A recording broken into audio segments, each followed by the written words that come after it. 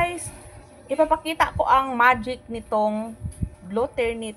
Isa lang ang nakuha ko kasi hindi pa na ano na yung iba na tuyot na.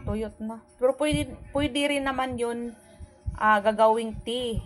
So ito, lalagyan ko ng, para mas mabilis, lalagyan ko ito ng mainit na tubig at pagka malamig na, saka na iinumin. Pwede rin lagyan natin ng gatas. Pwede butangan natin ng lemon fruit or calamansi para ano siya, juice. Bluternit tea juice. So ito, mayroon naman akong kalamansi dito. So ito, nilagay ko na sa baso. Lagyan ko ng ininit. Ayan. Magkakulay yung kanyang ano dito, tubig. Ayan.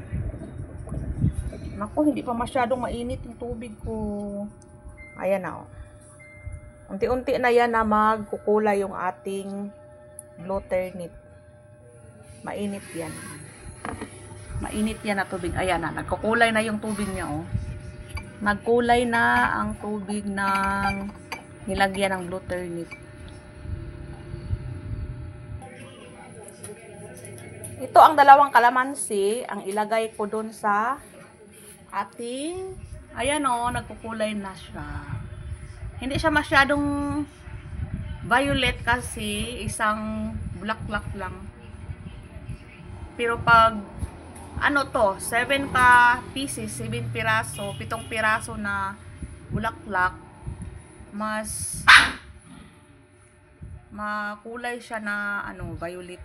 So, ngayon, ilagay ko itong dalawang kalamansi. Ayan na guys, ilagay ko na yung ating kalamansi. Ayan, iba na yung kulay niya guys, oh, na nilagyan ko ng kalamansi. Ganyan na ang kulay niya. Pag nalagyan na ng kalamansi.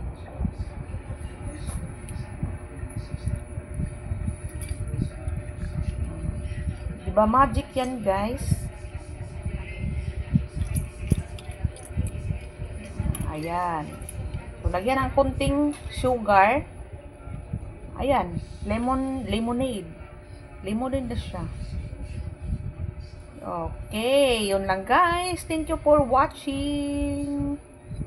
Bye-bye. Ayan ang ating Bluternit tea lemonade. Ayan.